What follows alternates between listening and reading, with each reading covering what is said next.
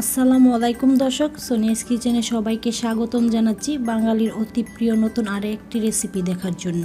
আর সেটা হলো পায়েস। বিয়ে, জন্মদিন ছাড়াও বাঙালির আরও যে অকেশনগুলো আছে, প্রতিটা অকেশনেই কিন্তু পায়েসের রেসিপিটা হয়ে থাকে। আর গড়ে থাকা সামান্য কিছু উপকরণ দিয়ে কিভাবে অসম্ভব মজাদার এই পায়েসটা তৈরি করা যায়, সেই রেসিপিটি আজ আমি আপনাদের সাথে শেয়ার করব। তাই রেসিপিটি না টেনে পুরোটা দেখার অনুরোধ রইল। পায়েস রান্না করার জন্য এখানে নিয়েছি আমি হাফ কাপ চিনি গুঁড়ো পোলার চাল। আর আজ আমি পোলার চাল দিয়ে রান্নাটা করব। আপনারা চাইলে কিন্তু সাবুদানা দিয়েও রান্নাটা করতে পারেন। আজ আমি 2 লিটার দুধ দিয়ে পায়েসটা রান্না করব, তাই আমি 2 লিটার দুধের জন্য হাফ কাপ চাউল দিয়ে নিয়েছি। আপনারা আপনাদের পরিমাণ মতো চালটা কম বেশি করে নিতে পারেন। চাল আর দুধটা ছাড়াও পায়েস রান্না করার জন্য যে উপকরণগুলো লাগবে, সেই উপকরণগুলো আমি আপনাদেরকে দেখিয়ে দিচ্ছি। পায়েস রান্না করার জন্য এখানে আমি চিনি নিয়েছি পরিমাণ মতো, আর নিয়েছি এখানে কাজু বাদাম। আপনারা চাইলে কাজু বাদামের পরিবর্তে কিন্তু কাঠবাদামও ব্যবহার করতে পারেন। আর এখানে আমি হাফ কাপ পরিমাণ কাজু বাদাম নিয়েছি।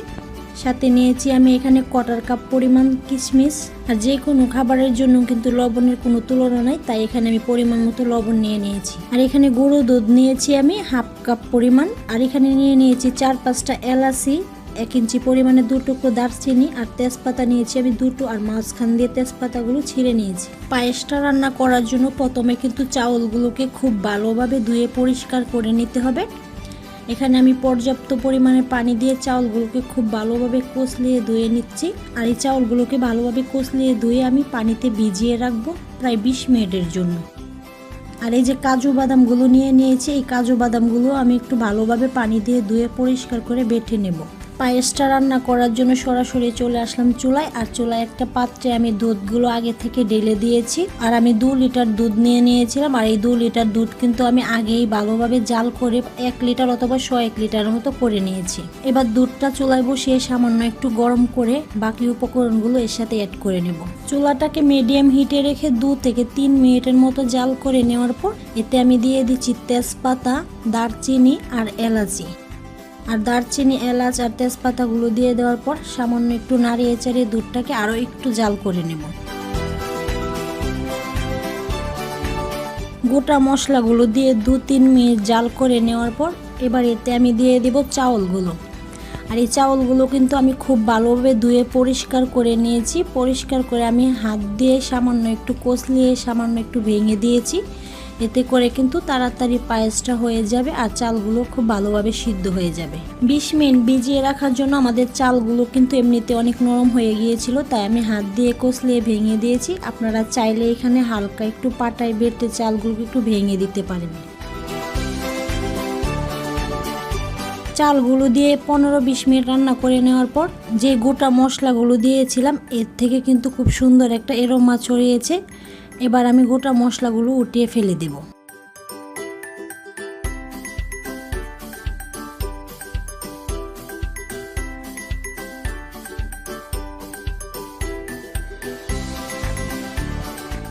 গোটা মশলাগুলো ফেলে দেওয়া হয়ে গেলে এর সাথে আমি দিয়ে দেব গুঁড়ো দুধ। গুঁড়ো দুধটা দিয়ে দেওয়ার পর সাথে সাথেই কিন্তু এটাকে একটু ভালোভাবে নাড়িয়ে চাড়িয়ে মিশিয়ে নিতে হবে, তা না হলে কিন্তু গুঁড়ো দুধটা দলা পাকিয়ে যাবে। এবার এর সাথে দিয়ে দেব আমি লবণ। লবণটা দিয়ে আগে থেকে আমি যে বাদামগুলো ভিজিয়ে রেখেছিলাম, কাজু বাদামগুলোকে খুব ভালোভাবে ধুয়ে পরিষ্কার করে আমি আদা বাটা করে নিয়েছি। আমি কিন্তু বাদামগুলোকে একেবারে মিহিন করে বাটিনি, সামান্য একটু আস্ত রেখে বেটে নিয়েছি। আর সামান্য একটু আস্ত রেখে বেটে নিলে কিন্তু ভালো হয়, খেতে কিন্তু দারুণ লাগে। যখনই পায়েসটা মুখে দিবেন, বাদামগুলো যখন কামড়ে পড়বে তখন কিন্তু খেতে অনেক ভালো লাগবে। এখানে দিয়ে দিচ্ছি 1/3 কাপ পরিমাণ কিশমিশ আর বাদামগুলো দিয়ে খুব ভালোভাবে নাড়িয়ে চাড়িয়ে রান্নাটা করতে হবে। আর এই পুরোটা রান্না কিন্তু চুলার কাছে দাঁড়িয়ে থেকেই করতে হবে, তা না হলে চালগুলো নিচ দিয়ে লেগে যাবে। এবার দিয়ে দিচ্ছি চিনি। আমি এখানে 1 কাপ পরিমাণ চিনি দিয়ে দিচ্ছি। আপনারা আপনাদের পছন্দ মতো চিনিটা কম বেশি করে নিতে পারেন।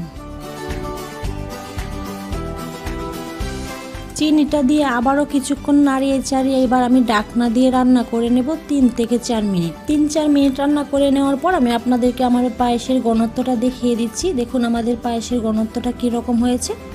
আমাদের পায়েসটা কিন্তু পুরোপুরি হয় নাই। আমি আরও 3-4 মিনিট ঢাকনা খুলে পায়েসটা রান্না করে নেব।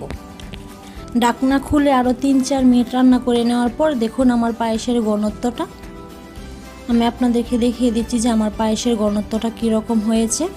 আমার পায়েসটা কিন্তু তৈরি হয়ে গিয়েছে, আর এরকম মোটামুটি ঘনত্বের পায়েস তৈরি করতে আমার সময় লেগেছিল প্রায় 40 মিনিটের মতো। এবার আমি চুলাটা অফ করে পায়েসটা নামিয়ে নেব। আর এই পায়েসটা নামিয়ে নেওয়ার পর কিন্তু আরও অনেকটাই ঘন হয়ে যাবে। আর পায়েসটা পরিবেশন করার আগে আপনারা আপনাদের পছন্দ মতো বাদাম কুচি অথবা কিশমিশ দিয়ে সাজিয়ে নিতে পারেন। চাইলে কিন্তু ঈদের আগের দিন অথবা যে কোনো অনুষ্ঠানের আগের দিন রাত্রে তৈরি করে ফ্রিজে রেখে দিতে পারেন। এতে করে সময়টাও বেঁচে যাবে, আর ফ্রিজে রেখে ঠান্ডা ঠান্ডা পরিবেশন করলে কিন্তু খেতেও দারুণ লাগে। তো ভিউয়ার্স, কেমন লাগলো আমার আজকের এই রেসিপি?